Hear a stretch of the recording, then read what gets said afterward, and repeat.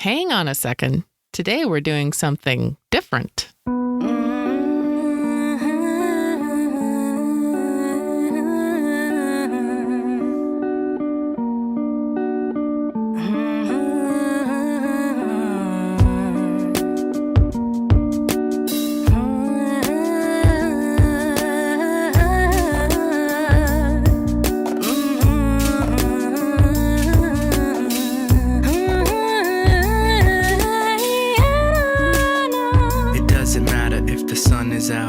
It's a rainy day inside of me. Words are coming out, but the pain is staying inside of me. I may not be an angel, but I swear to God I try to be. I can't express emotions, I suppress them and I write them. Being all of the commotion, all my friends, they will confide in me, but they're too busy talking to listen for the side of me that maybe needs support and maybe needs a shoulder.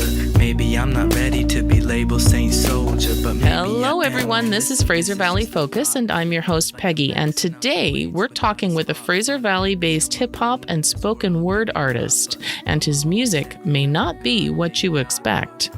There are not many things that are more representative of our valley than our music. My guest today is, like many of us, an immigrant to Canada, originally from India. His work is collaborative, beautiful, and both soft and energetic at the same time.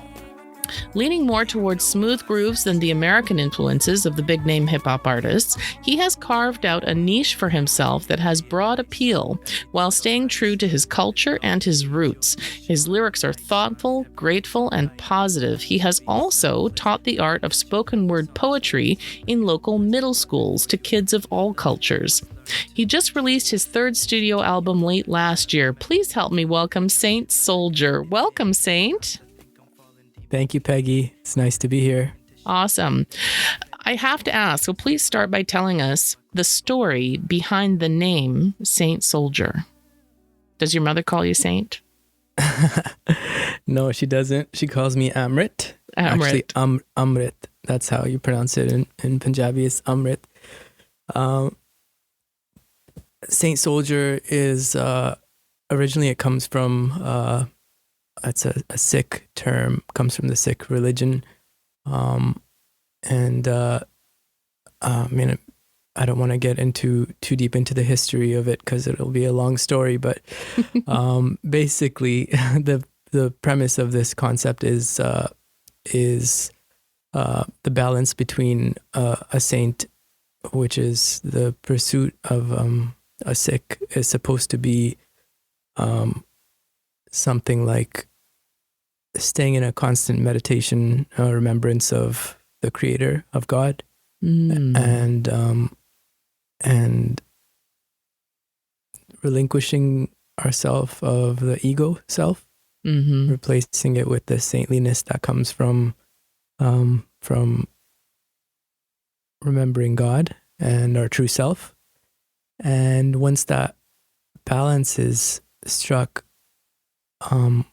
more or less, and then acting in accordance to it as a soldier fights the battles.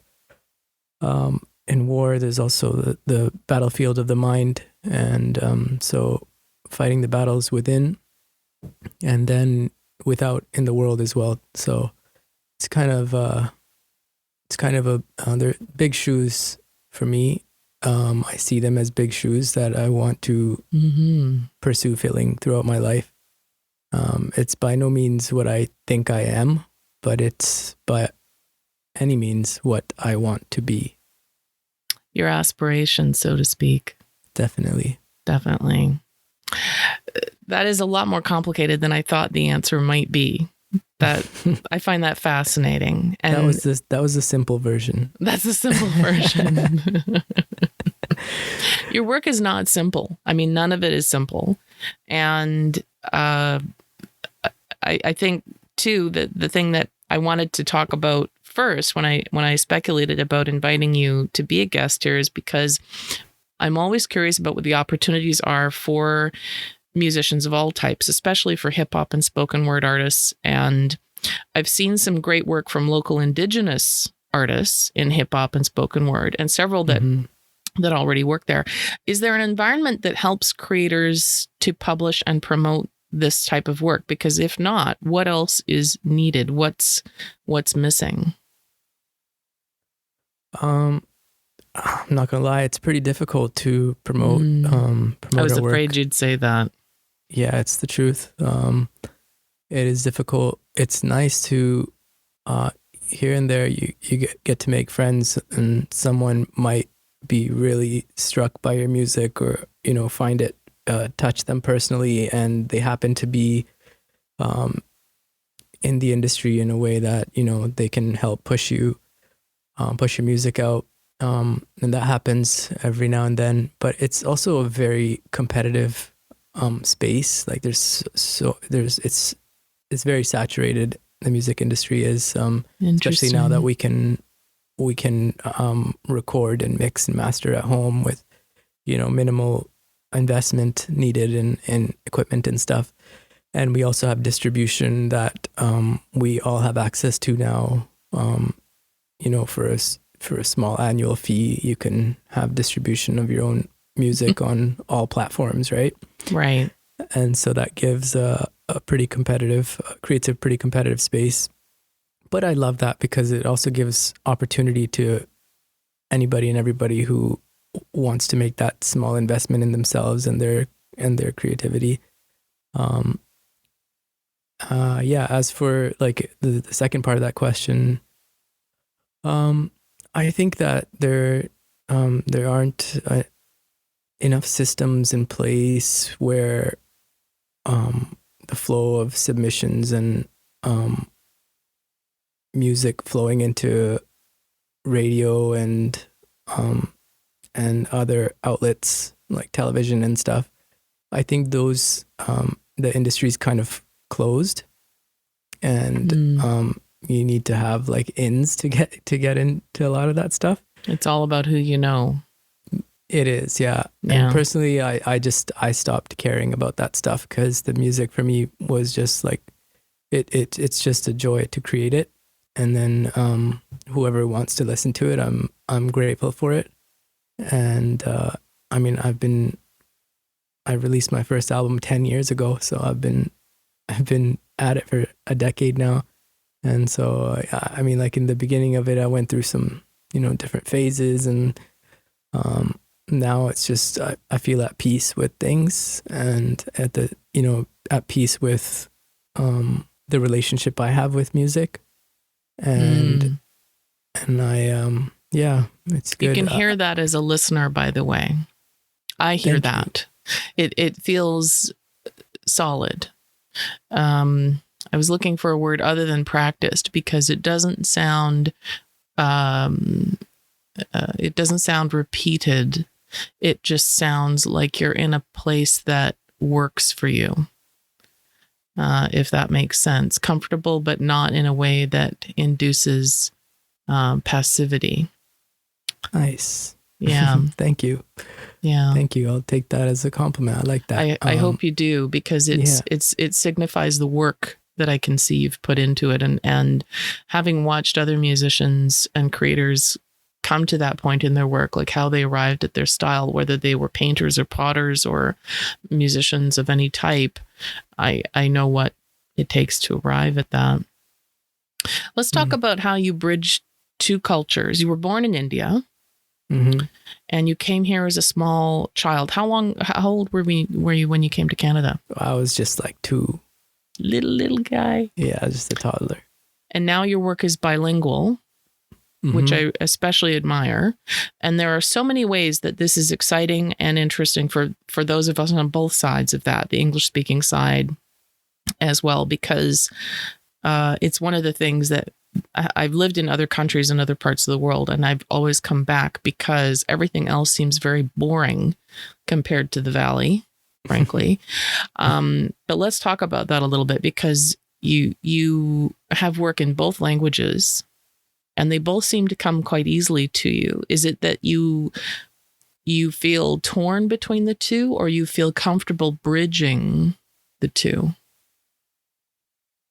That's a good way to put it. That's a good question. I guess, for the comfort part, I think I've just come back to the bilingual stuff. Like for the past few years, I was mostly writing in English. And Interesting. But a decade ago, I started off writing in Punjabi. And so then when I started releasing music, I was like, I need to speak to a broader audience. So I started to write in English. And because I was also finding myself being boxed into the South Asian community right off the bat. And so I was like, no, I'm not speaking to South Asians. I'm speaking to people, right? So I had to change my approach and kind of just try to break myself out of this box I was putting myself in. So then I did that for years, maybe 8 years or so. And then just last year, after releasing my last album, it's like this seed from the past started to show that it was growing, and I was like, I needed to speak in my mother tongue again.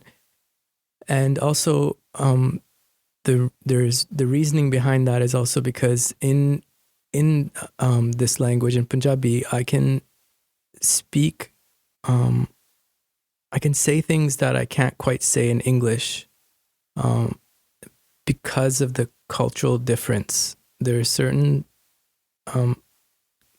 I mean, do you get what I'm saying? I think so. Can you give me an example, though? Well, that's the hard part. Like there's certain kinds of phrases, and simply put, like an example would be like if I was to say, okay, one of the lyrics in the song I was working on last week, I say dod ka dod and pani da pani, something like that, and it's like what it translates to is like milk of milk and water of water, right? But that makes no sense if I say it in English, right? But it has a deeper meaning of filtering out truth and like both of those things are seen as pure in a cultural reference. But gotcha. Separating the two shows what's what, kind of. Right? So that's just one example, but like there's certain things on the spiritual aspects that are just difficult to translate because a lot is lost in that translation. And so like when I can just say it in the language that I mean to say it in, it for me, it has more impact, and it just stays truer to what I'm actually trying to say. But then blending that in with English is just it's just a joy in itself, because for one, I can speak both languages. I think I speak English more fluently than I speak Punjabi. But really, yeah, I think so. Just because I spent most of my life here in Canada. Interesting. So I mean, I grew up learning how to read and write Punjabi and spoke it with my, siblings and parents. But then as we got into our preteens and stuff, we were, we started speaking English, and my parents kind of made us speak a Punjabi at home so we wouldn't forget it, which I'm so grateful for. Oh, yeah. Yeah. It's super important.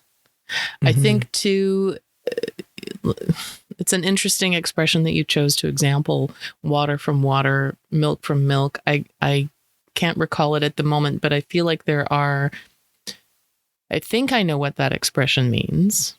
I think. And I feel like there are parallels to that expression in almost every language, in the sense that the truth will out, like breeds like, things like that. I think, and the other expression that I've heard a lot recently, what you water grows. In other words, feeding something makes more of it. Yeah. Interesting. Yeah. I think too, like you were talking about your family, it's important to foster a supportive environment for that. and the creation of all art, I really believe this, has to be fostered from your family of origin, in the sense that you have to be taught the value of art from a young age. You come from a long tradition of Punjabi poets. And I'm curious, does that play a role in what you create now? Do you see yourself as part of that lineage, as part of that very rich and very ancient history? It wasn't until I saw this question that that I even considered that, seeing myself that way. I do see the lineage I come from, as like, part of who I am. But I see it not so much for the things I do, but for the things I believe. And I see. And that's the part that matters most to me, I think. And then it's like the roots and then the branches, right? And like the doing is the tips and the leaves, and the roots are the belief and the ideas. But yeah, no, I haven't really seen myself in that light before. I don't think I'm great.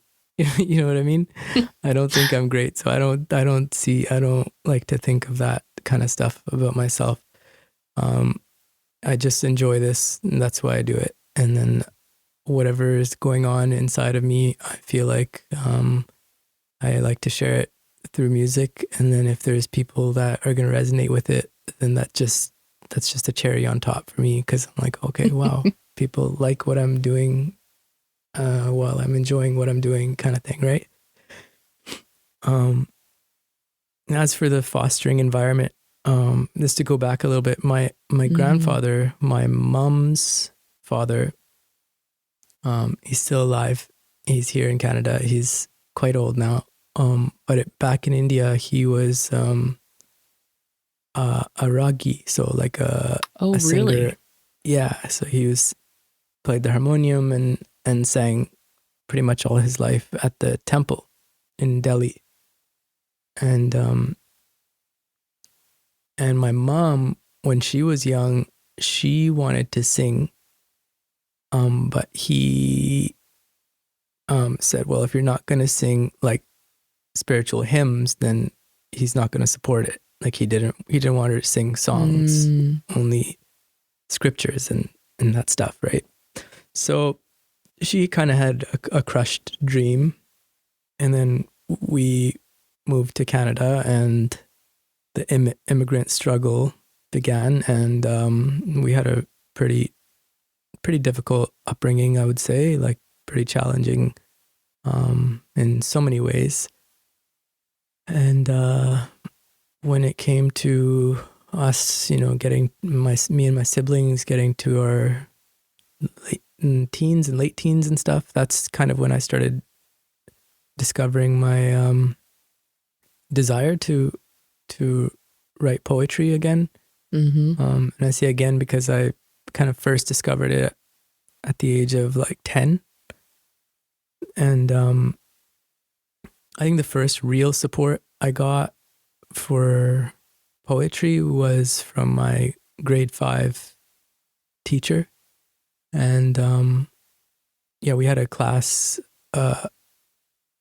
Basically, we were given the opportunity to share, to write a piece of poetry that would be submitted for this nationwide poetry book that was going to be published, children's poetry. And my poem was selected for it. Oh, wow. And that was like one of the biggest things of my childhood, like ever. I was just, you could imagine. And my teacher, I remember she put her hands on my shoulders and she said that, Amrit, you're very inclined, you're very talented in writing, and I wish that you continue writing throughout your life. And I was 10 years old, and I never forget this. And rest in peace, Miss Chand. She was she's incredible. And yeah, so I still remember that poem too. It was would you like to hear it? Very much. It's called The Sound of Water, and it goes like this. I can hear the water, and it's so far away. I wish I could hear it 24 hours a day. It's a splishing, splashing, whooshing, washing, dripping, dropping sound, and every time I hear it, I feel like dancing around. And even when I'm 99, 6 feet underground, I'll still feel like listening to it because it's such a lovely sound. Oh my God. That's the 10-year-old Saint Soldier. Thank you to Miss Chand. Thank you to Miss Chand. Yeah. For encouraging you. Yeah, but I drew a little picture of a little creek waterfall thing falling. And that's still me. Like I will go if I go for a walk, I just look for the closest creek and I just want to sit beside it. And that's still me. That's still me. And I still love that sound. My wife knows I still love that sound. She, that's just what I choose to sit next to. Yeah. But then as I grew up, and, rediscovered this, it was in my, late teens, like, 17, 16. And that's the time where, hormones and all kinds of things are happening, and emotions and all this stuff become challenging to handle.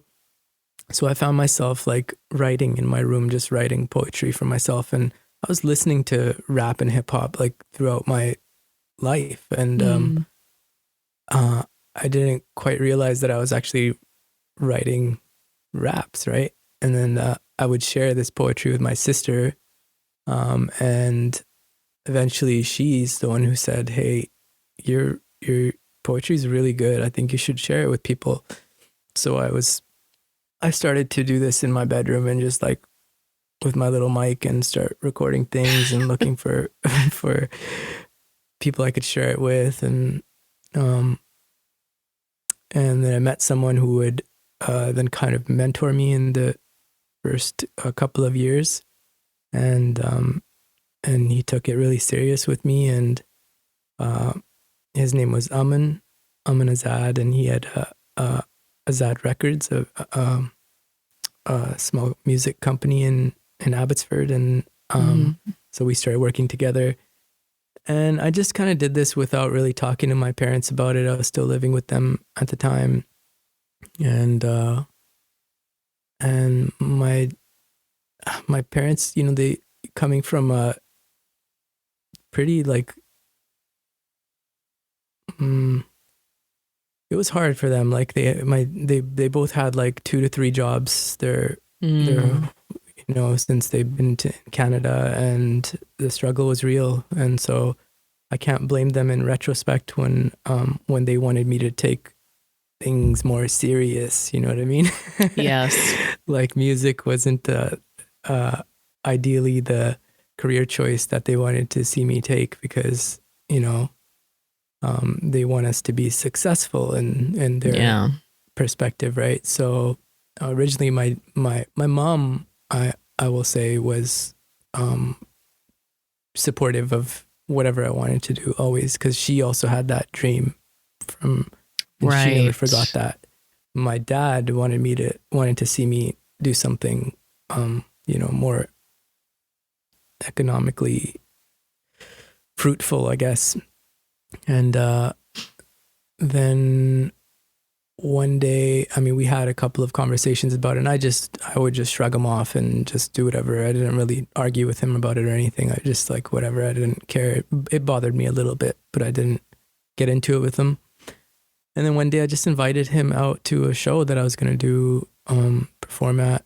And it was a good size show. We had, I think, like 500 plus people at it, and artists from all around Canada and some from the US. And it was actually a Save Punjab show that we had put together. And so I told my parents to come to it, and they did.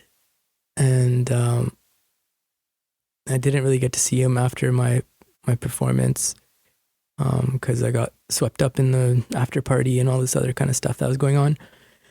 And then I came home late that night at like 3 a.m. or something, and my dad came to my bedroom, and he just like sits on the side of my bed, and he puts his hand on my head, and he was like, "Amrit, I'm sorry." He's like, when I heard your performance today, when I heard your music, I had tears in my eyes, and I support you. I support you 100%. Go do it. Oh, wow.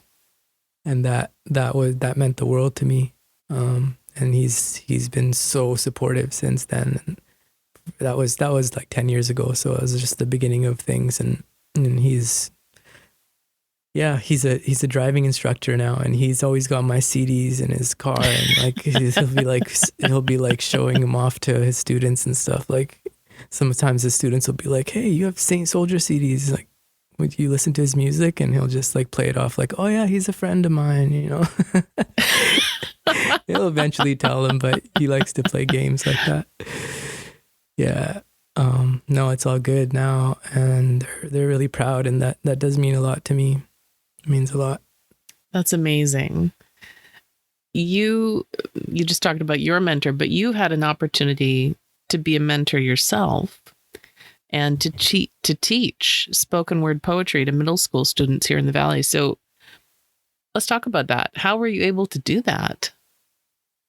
Well, that's crazy. I was so I lived in Mexico for a few years, and in Puerto Vallarta, and down there I met a English teacher from he was teaching English in Mexico, but he was from PEI. Okay. And we became friends, and one day he invited me out. After a few months of knowing me, he invited me out to one of his he was hosting a poetry cafe for his class, and I went in, and he asked if I would share, some knowledge about writing and performing and this stuff, and then share some of my own stuff. And I had such an incredible experience with those students in Mexico. And then when I left there, I remember I was walking out of there, and I was just like, oh, when I go back to Canada, I would love to work with youth. Like that experience was just, it was so revitalizing and like wholesome for me. And I hadn't experienced that yet. And then about a month later, I'd planned to come back to Canada. I moved back here, and I swear to you, within like 2 weeks, I got an email from Abbotsford Community School asking if I wanted to teach students in Abbotsford. And just out of the blue. Out of the blue. Wow. Completely out of the blue, Peggy. I did not reach out, nothing like that. I reached out to the universe, with that. And that opportunity just fell in my lap, and I jumped on it. I took it, and it's been amazing. That whole journey has brought me to where I'm at now with teaching. And so I was able to teach at Rick Hansen, at the middle school next to it. Yep. And Abbey Middle, where I went, that's the school that I went to, and that was something else. Just going back to my old school to teach with the one subject that I wish that I could have taken in high school. Mm-hmm. You know what I mean? Mm-hmm. And that was really cool. And then eventually it led to me working with the age group that I really enjoy working with, like ages 19 to 24, 25. I feel like that's an age where, for one, I can convey more information to them. feels like, in middle school, although I think that's a very necessary, it should be a necessary course available to. Absolutely. Yeah, I think it should be. But as for like my personal preference, I feel like once people are out of high school and then they're kind of facing the challenging realities of what the world brings, I feel like at that point, if we're able to equip our youth with abilities to also to like, I feel like sometimes the youth get a little bit jaded between the ages of like 18 to 21, 22. Mm-hmm. And I'm seeing that a lot. So like, when I get to work with them, I can see, and like they tell me that it's therapeutic. And so that part of it in middle school, most of the kids are already like high energy, and they're just bouncing off the walls because they have so much energy, and they're just excited about video games and stuff like that. Most of my students were rapping about video games in middle school. And so, but now the youth in this age, they're writing about relationships and their personal problems and issues and mental health and all kinds of stuff, right? So it's that's the stuff that I feel like it needs to be given a voice and creative expression, and people need to connect through that stuff, and that's where the healing happens, I think. You're probably right about it needing to be taught at both levels, because the younger kids, you're right, they're bouncing off the walls at that age and making teachers crazy. Again, thank you to the teachers. But they need to understand the form before they can pour the art into it. They need to understand the form at the younger age and then be ready to decide on content. And you're right that's the age when we start to form more of a sense of self, and we're more aware of things outside of ourselves. When the content is given that form, we can pour it into the art as using the form as a vessel. Yes.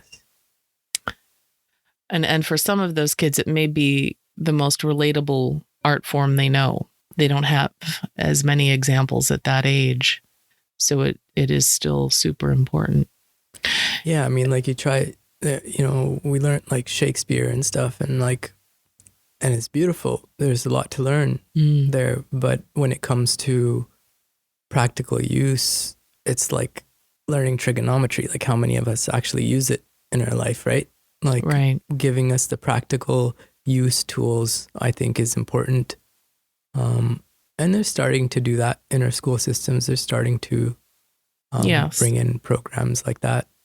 But I still think we have a lot of holes in our education system, but that's a conversation for another day, I think. Something else that struck me when I first found you and your work is that your albums are not just great music, but your visuals and your album art is also really beautiful. And you've clearly aligned yourself with talented people. Like you said, you've had a great mentor and so on. And you also work with your wife occasionally, who's a very talented singer and performer herself. So tell us about your team, who you've had the input to create these works collaboratively. Yeah, for sure. Going from like my team has kind of been like friends mostly. Like it's my team has either we've met through music and then become friends, or we've been friends and then created stuff together. I could like list off all of them, but please do. Yeah. Okay. So, my first album, I worked with two really good friends and producers, Manny D, who also did the album art. If you see that, the Infinity album art. Yeah. So it's really lovely. That picture that you see is all one picture. There is no photoshopping those colors and things. That was actually lights. So we we had a couple of friends swinging lights, those red lights on little cables, making those shapes around me as I stood there. And then Manny put on a long exposure shutter speed. So he opened the shutter and then he captured all that light movement as they swirled around. And then they drew the S's with this white light in the back, made 2 S's for Saint Soldier. And so that was just like our first light painting experience. Very clever. Yeah, so that was Manny D's brilliance. He's also just a really incredible artist himself. He's a guitarist and a painter and an engineer. I call him the modern day Renaissance man.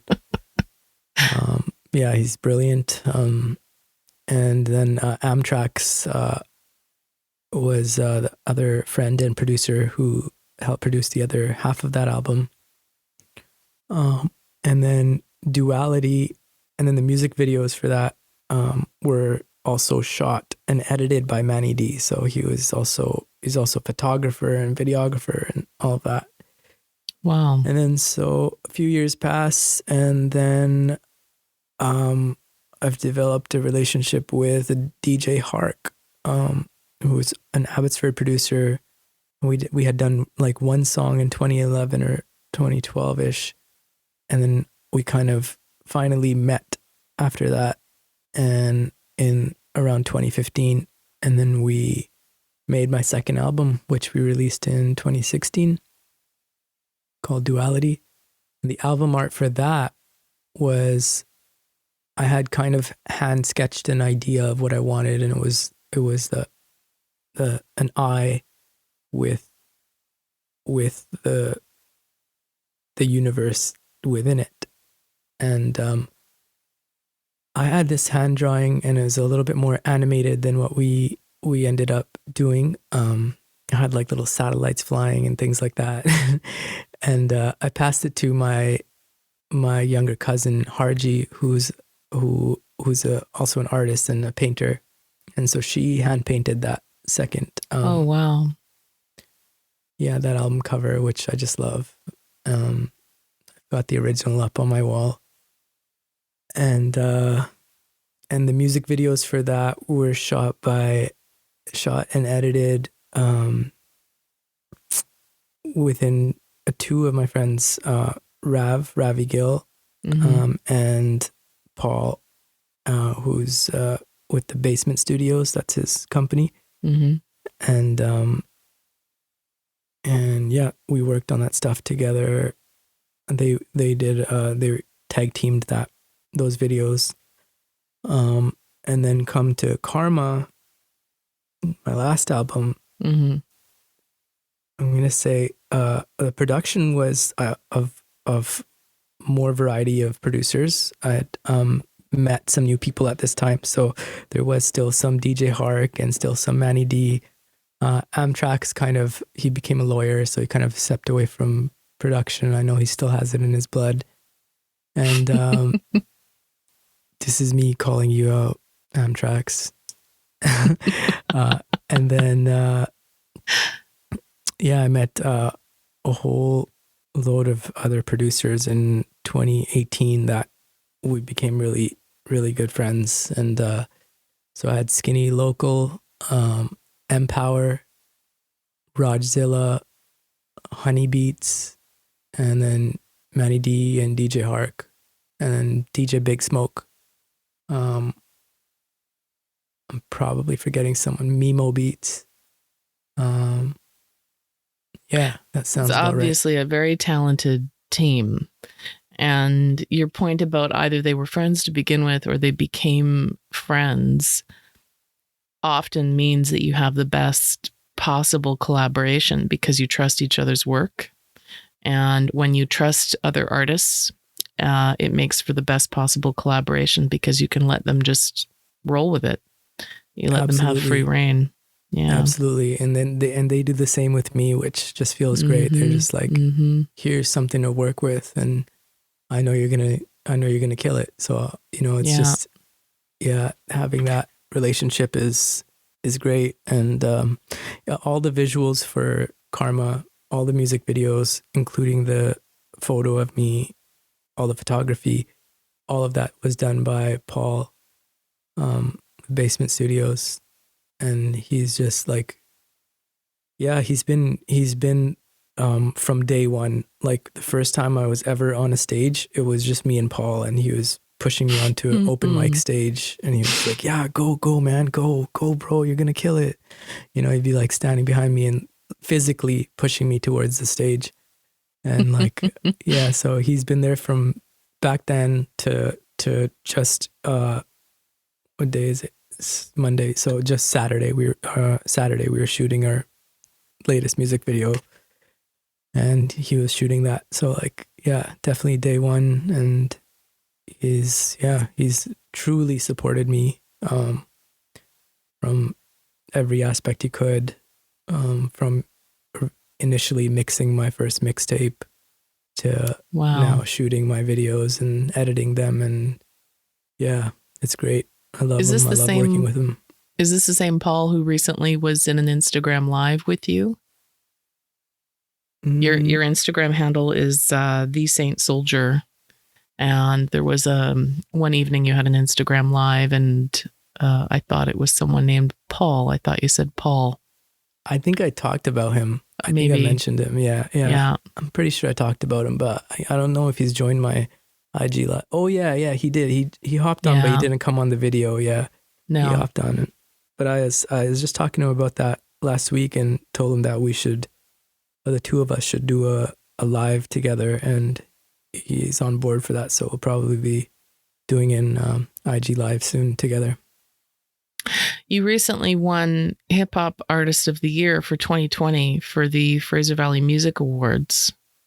And actually, you won more than one award in more than one category. But it's interesting, the winners appear to be pretty diverse, actually, not only in culturally diverse, but style wise, because we all know what a rich musical tradition we have here in the Valley. But that was interesting. I'm not sure how old those awards are, but it gives an interesting snapshot of what's happened in the Valley in the last year. What's the best advice you can give other artists, those who are just dreaming about creating on a bigger scale?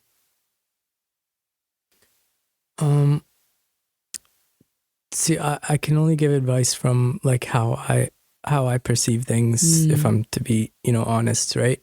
And this is what I've told other creators around me.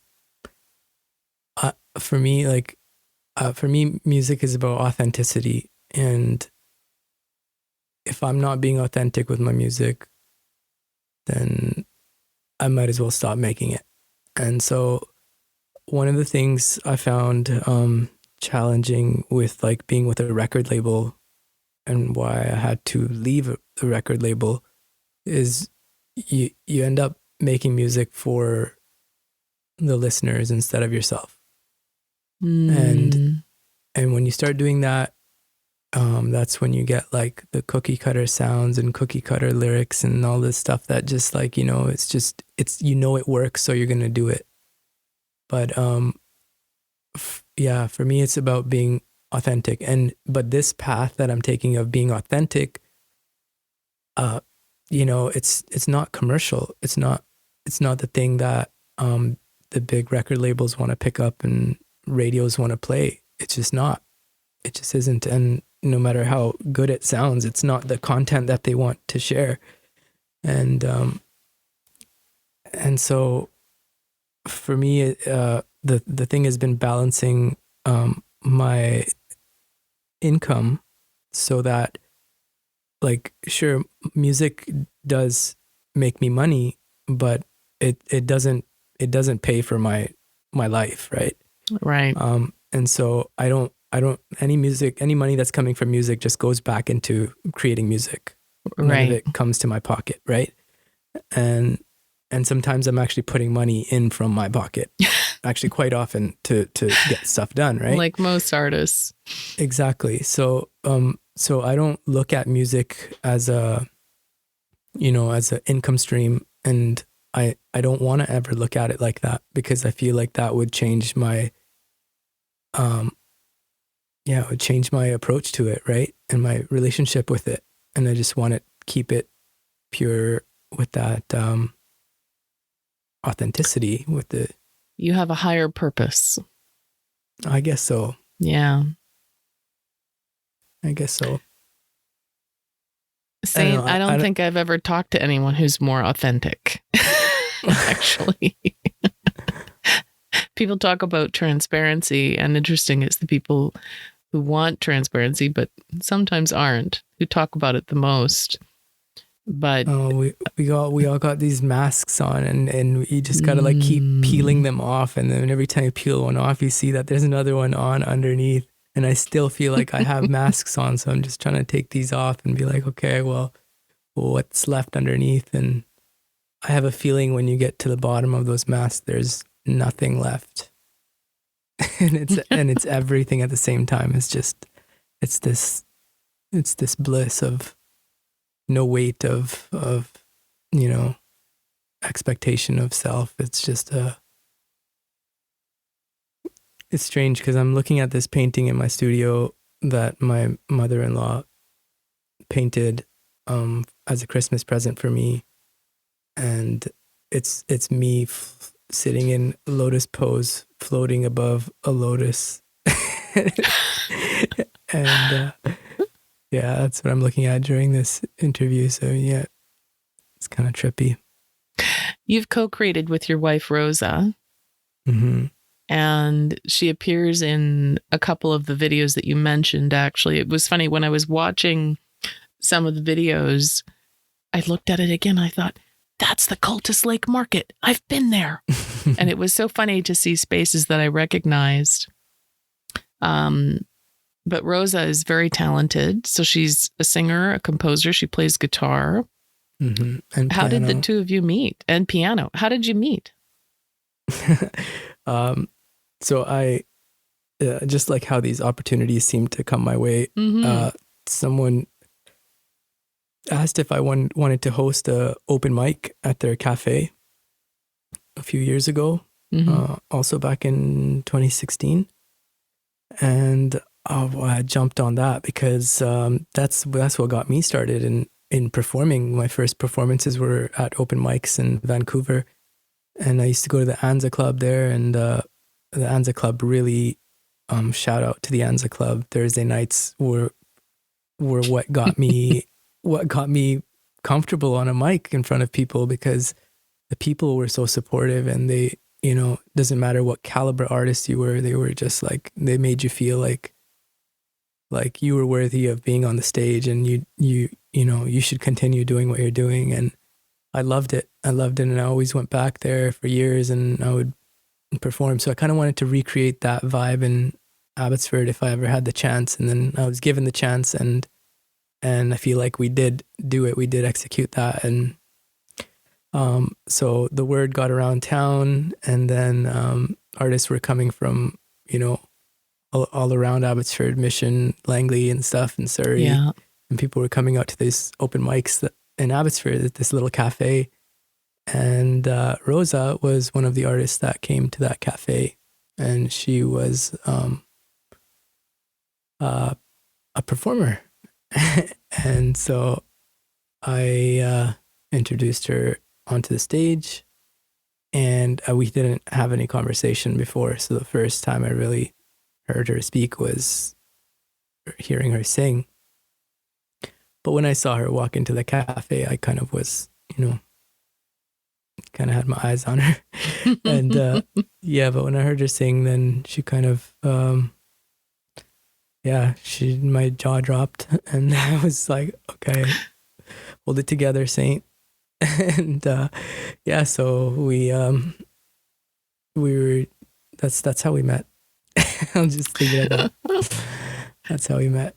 And it was just, it was all good from there. You can't see, but I'm smiling really broad right now. Really wide smile. Well, I'll tell you the other side, because then, I got to share some of my spoken word that day too. So she also got to see me perform Mm-hmm. And so it was kind of like our first interaction was just seeing each other's art. And I think that was powerful. That was a powerful way to start our relationship. Wow. Mm-hmm.